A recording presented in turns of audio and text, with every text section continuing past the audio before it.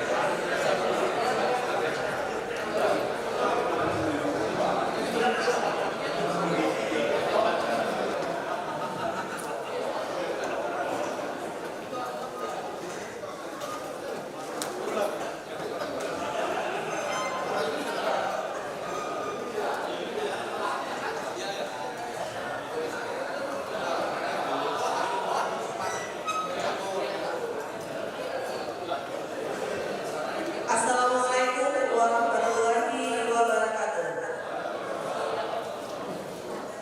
Selamat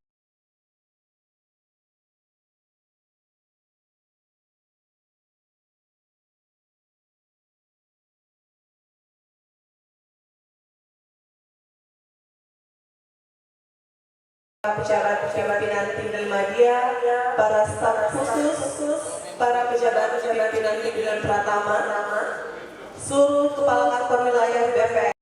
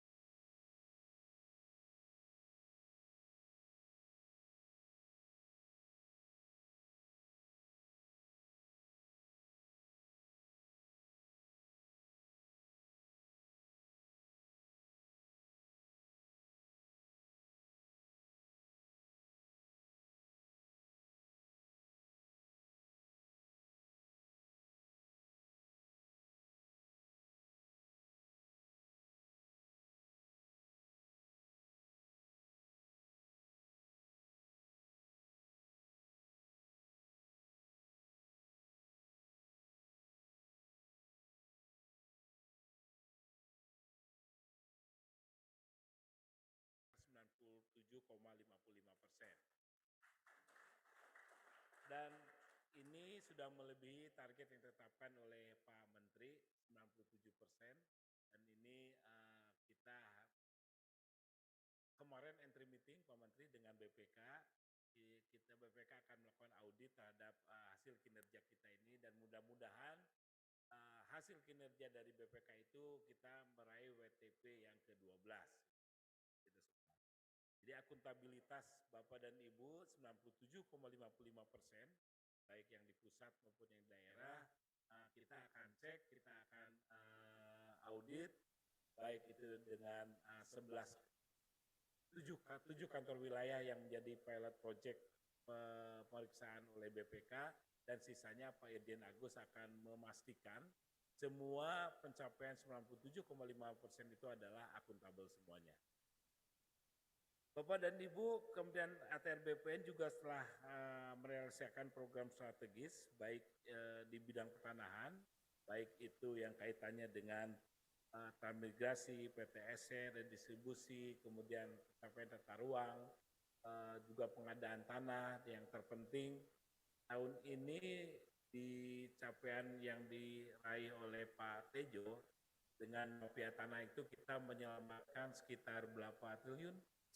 13 triliun. Kemudian ATR BPN telah menyelamatkan aset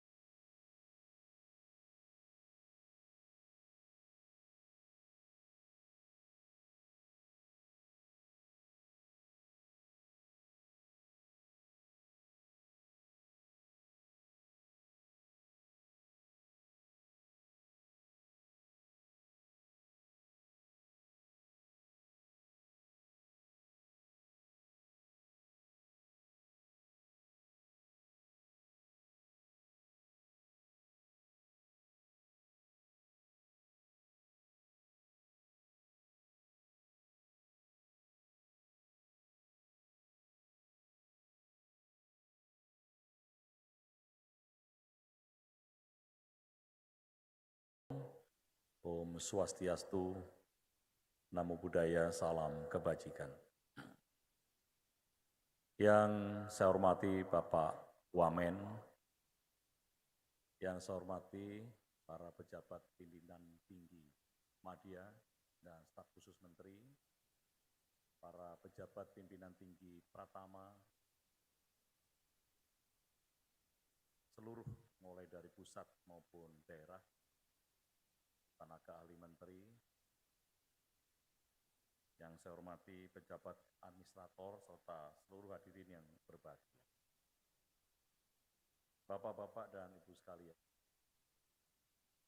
tadi sudah disampaikan oleh Pak Sekjen, kinerja kita tahun 2023 yang paling membanggakan adalah bahwa daya serap kita 97,55. Barangkali ini sejarah bagi Kementerian ATR BPN. Selama ada Kementerian ATR BPN, mungkin sekarang adalah daya serap yang paling tinggi. Kemarin kita rasakan kita paling tinggi di 93,61. Ini patut kita syukuri dan mari kita pertahankan dengan harapan tahun depan kita juga memperoleh kinerja yang sama dan tentunya apa yang disampaikan Pak Sekjen tadi, tunkin kita sudah mencapai 80%. Ya, saya yakin karena sudah di meja Bapak Presiden, jika nilai reformasi birokrasi kita naik, nilai BPKP kita naik, ditambah lagi kinerja kita naik, saya berani untuk mengajukan tunkin kita seperti Pak Sekjen tadi, 100%. Sekali lagi terima kasih atas kinerja, kerja Spartan dari Bapak-Bapak dan Ibu-Ibu sekalian, seluruh jajaran dari pusat sampai ke daerah. Tahun 2024 kita lebih Spartan lagi. Untuk apa? Supaya kita nantinya setelah RPJMN ini berakhir, kita tidak punya hutang. Kita tidak punya beban, tidak menjadikan bom waktu. Nanti kita dibully kalau kita tidak menyelesaikan program Bapak Presiden Jokowi ini dengan tuntas. Oleh sebab itu lebih Spartan lagi. Apa yang harus kita kerjakan? Yang pertama, Bapak-bapak dan Ibu sekalian tahu bahwa kita sudah bisa merealisasikan pendaftaran tanah terdaftar sebanyak 110,5 juta bidang.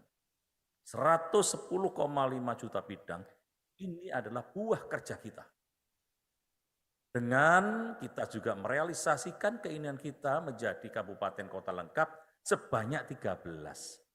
Kalau kita perbandingkan 110,5, seharusnya kita sudah menjadikan kota lengkap itu 400 kota. Namun kan masih 13. Oleh sebab itu kita tentukan bahwa tahun 2024 kita kerja keras. Menetapkan 100 kota lengkap. 100 kota lengkap. Dan realisasi untuk penyelesaian PTSL juga benar-benar kita harus menjaga kualitas dan kuantitas supaya tidak ada yang namanya residu. Walaupun residu terus kita cari, kita selesaikan. Saya yakin strategi untuk menyelesaikan residu seluruh dirjen, Kakanwil, Kakantas juga. Target kita, saya ulangi, 100 kota lengkap. Saya akan turun ke lapangan setiap minggu untuk memberikan semangat. Termasuk juga saya ingin tetap belusukan, ingin mendengarkan apa yang menjadi keinginan rakyat. Karena sampai sekarang ini banyak info-info yang sangat positif. Pak, kami bersyukur dulu berbelit-belit, sekarang meningkatkan hak dari HGB ke SHM, Benar yang sampaikan Bapak, hanya 50.000. Apalagi yang berbicara itu media, sudah kesebar kemana-mana. Pak, sekarang ngurus apa saja mudah, ya karena ada 7 layanan prioritas dan komitmen seluruh pejabat di daerah, mulai Kakanwil sampai Kakanta. Ini harus kita pegang. Kemudian kita tetap berkomitmen tahun 2024 adalah tetap menggebuk mafia tanah. Caranya bagaimana? Caranya nggak usah pakai fisik gebuk itu. Dengan teknologi, dengan IT. Kemarin saya perintahkan. Apa yang diperintahkan Bapak Presiden ke saya untuk menyelesaikan sertifikat dari SK Biru menjadi sertifikat agar diselesaikan dalam 1 bulan. Ternyata tidak sampai 1 bulan, laporan Pak Jonahar sudah selesai. Dan saya minta Redis disertifikatkan secara elektronik. Karena ini kebanggaan Bapak Presiden, selalu menyampaikan elektronik. Sehingga sekarang kita keluarkan produknya adalah harus elektronik pada sertifikat pertama. Banyuwangi, elektronik. Berkah buat kita untuk menggebuk mafia tanah. Karena apa? Ya Pak Dalu ngeternya nanti agak susah ini. Karena apa? Karena kalau sudah sertifikat elektronik, tidak ada lagi titipan. Pak Lurah nitip tidak bisa, Pak Bupati nitip tidak bisa. Untuk Redis loh. Karena apa? Ketika Bupati menentukan subjeknya, kemudian minta KTP-nya, KTP-nya tidak ada dari situ, ditolak oleh sistem. Titipan-titipan, 12 hilang. Sehingga bersih, katakanlah targetnya dari pemerintah daerah 1.000, kemungkinan nggak akan bisa 1.000. Karena yang punya KTP nggak sampai 1.000, tolak. Loh, kalau ditolak, gimana sisanya? Gampang. Sisanya titipkan ke bank tanah. Sehingga aturan bank tanah masukkan sebagai subjek. Subjek, tapi tercatat. Nantinya karena bank tanah itu pro rakyat. Ketika rakyat membutuhkan, kita segera lepas lagi, serahkan. Ini cara kita menggebuk mafia tanah. Sudah tidak ada yang main-main. Ya mungkin nanti banyak yang protes, nggak apa-apa. Justru kita membersihkan sistem dengan cara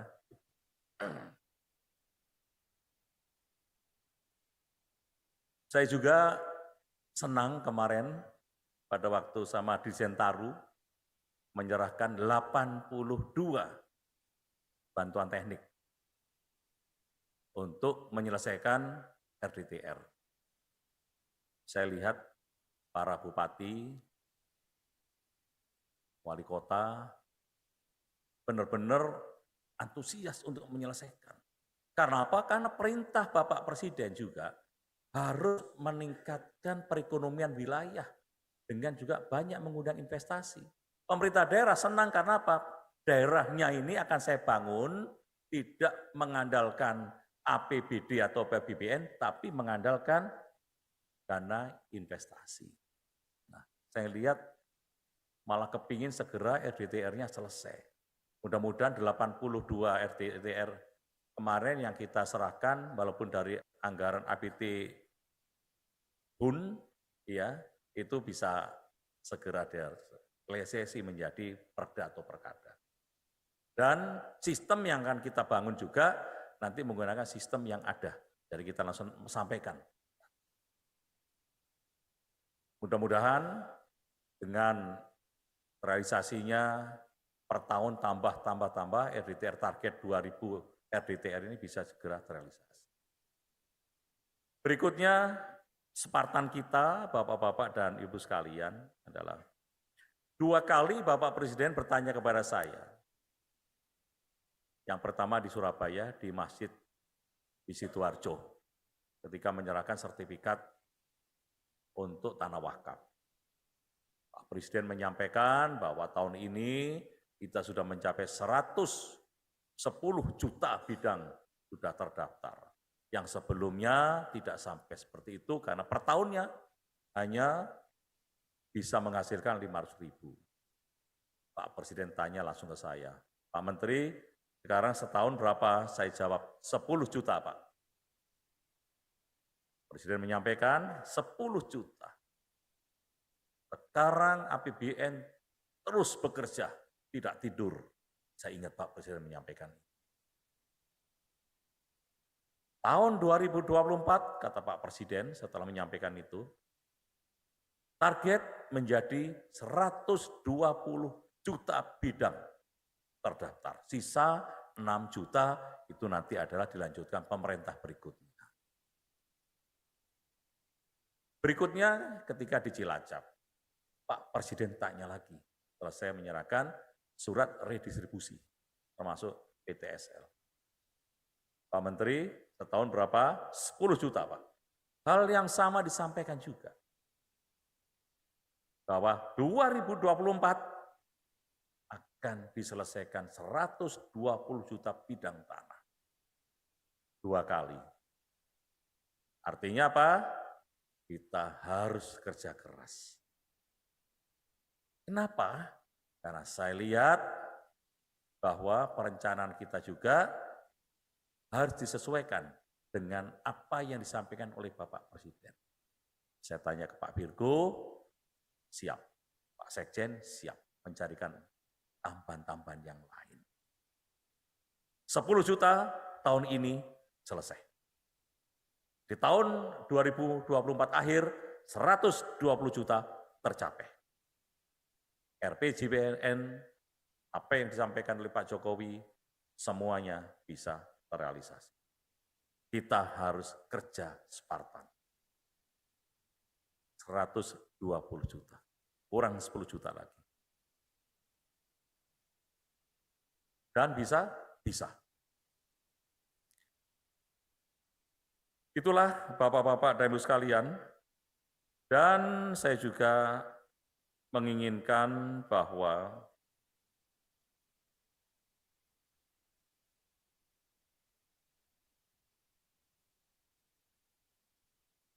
untuk penempatan pegawai dari para pejabat yang berkunjung ke wilayah timur sana, selalu ada pegawai yang pemberani, pegawai pemberani. Tidak keluh kesah, bukan keluh kesah, tapi menyampaikan secara profesional. Mengharapkan bisa terjadi perputaran. Jadi tidak lama di Papua. Walaupun saya sering mendengarkan cerita dari para pejabat sekarang, juga mendapatkan penugasan yang lama. Seperti Pak Wito, Kak Kanwil itu di Papua juga lama ternyata. Akhirnya berpengaruh dengan kulit. Karena terlalu lama di sana. Nah, ini yang lain nanti supaya, walaupun Pak Virgo juga nggak pernah di Papua. Nah, itulah sebabnya mari, Pak Roy ya, ada Pak Roy ternyata di sini. Oleh sebab itu, mari kita pikirkan. Kita rotasi, namun tetap memperhatikan keinginan dari Kak Kanwil. Jangan sampai 7 tahun, 8 tahun. Pak Roy pun pusing itu. Dikelui oleh anak buahnya, tapi bisa berbuat apa? Nah, saya minta dibuatkan juknis. Aturan, supaya penugasan di Papua, penugasan di Aceh, penugasan di Maluku Utara, ini juga bisa dirotasi. Bisa dirotasi tidak terlalu lama. Karena banyak yang WA ke saya, Pak, kalau bisa saya dipindah ke Jawa, tapi alasannya klasik. Orang tuanya sudah tua. Ya mana mungkin orang tuanya masih muda. Orang tuanya sudah tua, sakit-sakitan, ya kita perhatikan. Nah ini menjadi perhatian kita, Bapak-Bapak dan Ibu sekalian, karena bagian dari kesejahteraan anggota itu diantaranya kita memperhatikan hal-hal seperti itu. Kalau seandainya bisa cepat, bagus ya Pak Sekjen ya. Biar ini kan kita online ya. Nah, biar harapan yang ada di Kakantah yang ada di wilayah-wilayah timur, ya, di Maluku Utara kemarin yang didatangin Bu Yuli itu punya harapan dan jangan terlalu lama. Syukur-syukur bisa terrealisasi Pak Menterinya yang sekarang ini ada. Jadi saya juga bisa melihat, oh ternyata apa yang diinginkan bisa saya bantu untuk kita realisasikan. Bapak-bapak dan Ibu sekalian, permasalahan redistribusi tanah, land reform, ini adalah permasalahan yang harus kita perhatikan dan kita koordinasikan, kita kerjasamakan. Dari 4,5 juta hektar redistribusi tanah, 400.000 hektar adalah tanah ex-HGU. Yang 4,1 juta hektar menurut KLHK sudah dilepas 1,7 juta hektar. Namun yang baru terrealisasi menjadi sertifikat baru 9,2%. Memang ini perlu kehati-hatian kita, perlu koordinasi yang ketat. Namun terima kasih kepada Pak Dalu sudah mengidentifikasi dengan baik sehingga ada kurang lebih 1 juta hektar. Itu yang 1,2 ya, yang sudah bisa kita ambil. Nah, teknisnya adalah jika tanah-tanah itu juga subyeknya tidak begitu banyak, tanah itu bisa kita serahkan kepada subyek sesuai dengan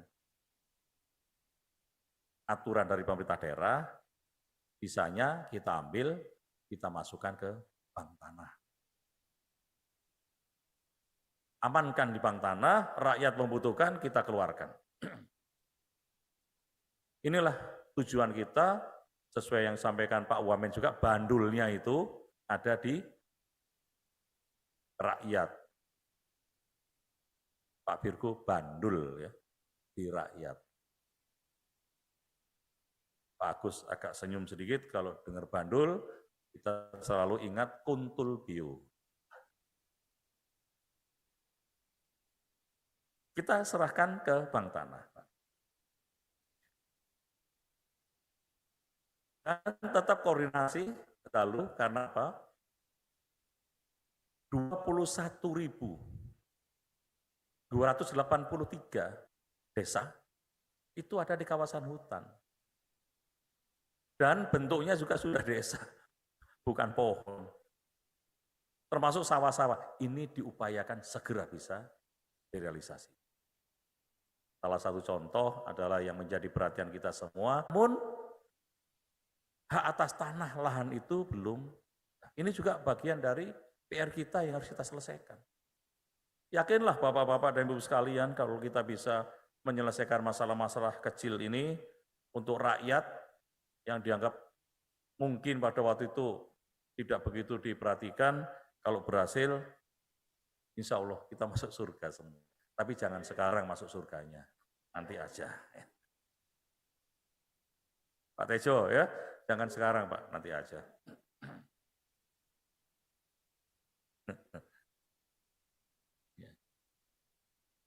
Berikutnya adalah kita harus menyelesaikan tanah-tanah transmigrasi. Targetnya 600.000 hektar. Tapi dari Mendes saja mengatakan nggak sampai 600.000 Pak. Loh, kok bisa? Ya kalau itu dirubah dong di Bappenas sana, biar target kita bisa tercapai.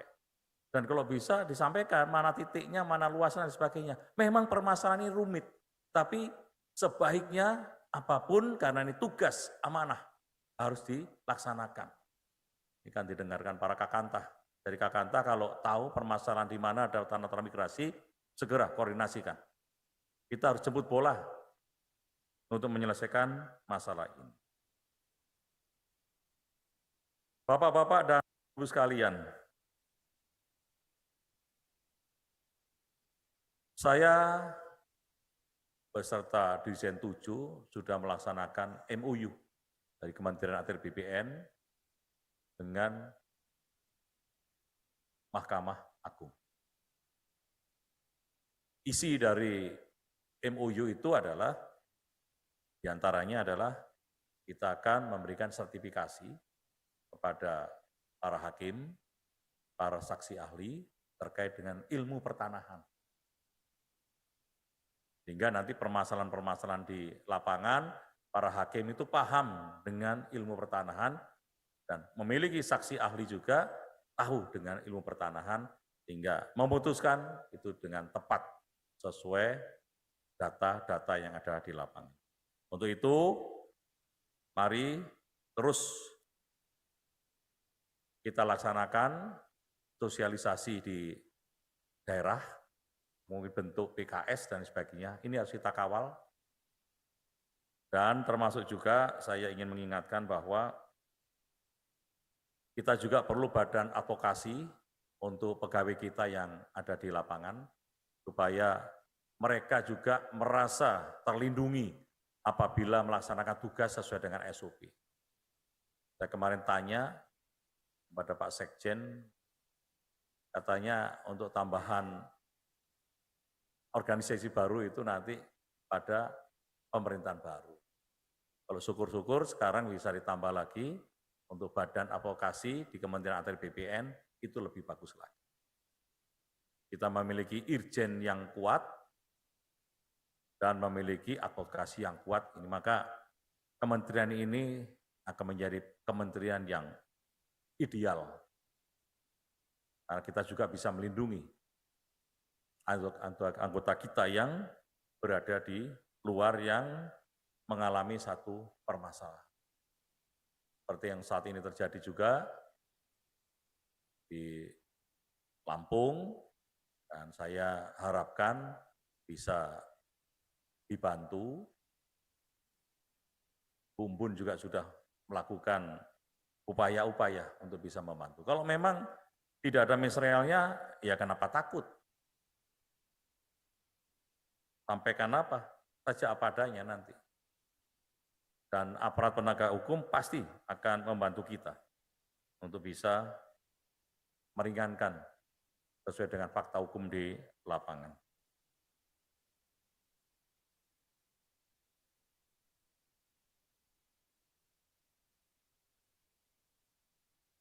Bapak Ibu yang saya hormati, kembali lagi terkait dengan sertifikat elektronik. Kami harapkan sertifikat elektronik ini juga bisa segera diimplementasikan di seluruh kanta. Walaupun di sini ada kanta yang sudah ditunjuk, ada berapa 20 kanta, namun kalau bisa hampir seluruhnya sudah bisa mengeluarkan sertifikat elektronik. Dan Pak Dirjen segera buatkan petunjuk teknis terkait dengan sertifikat elektronik itu, khususnya adalah untuk sertifikat redistribusi elektronik yang akan kita coba serahkan di Banyuwangi. Besok tanggal 17, saya akan rencananya akan diundang untuk mendampingi Bapak Presiden. Saya akan sampaikan kepada Bapak Presiden terkait dengan sertifikat redis yang sudah secara elektronik. Ini bagus sekali, Pak. Saya senang sekali bisa merealisasikan redis ini dengan secara elektronik. Sudah tidak akan ada titipan-titipan untuk bisa dapat tanah. Semuanya akan terlihat apabila mereka memang bukan penduduk yang ada di situ.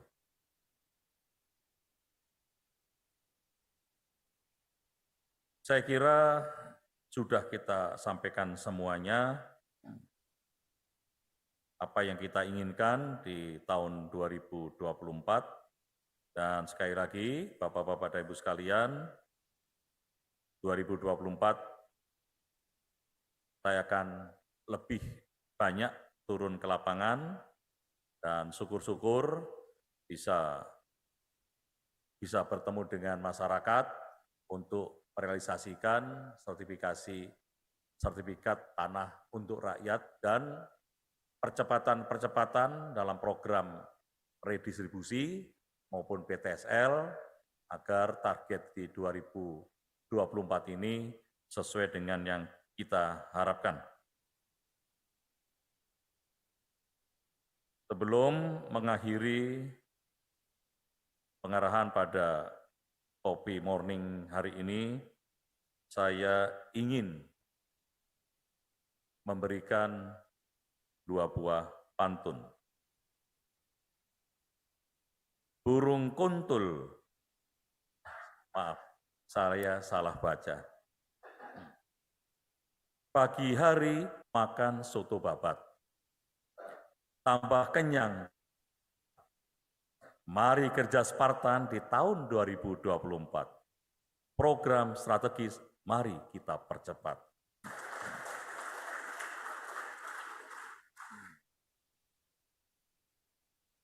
Pak Tejo di pelupuk mata tidaklah tampak. Kuman di seberang laut tampaklah jelas. Mari kita bekerja secara kompak, selesaikan pekerjaan hingga tuntas.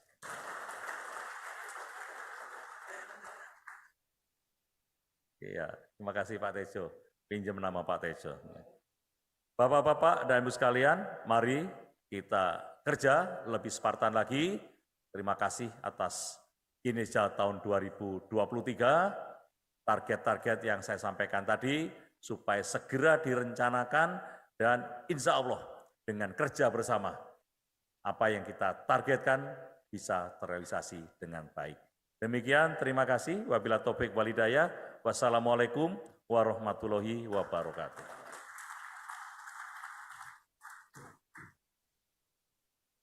Silakan dimakan, di belakang kok nggak ada. Buburnya enak itu Pak Wamen.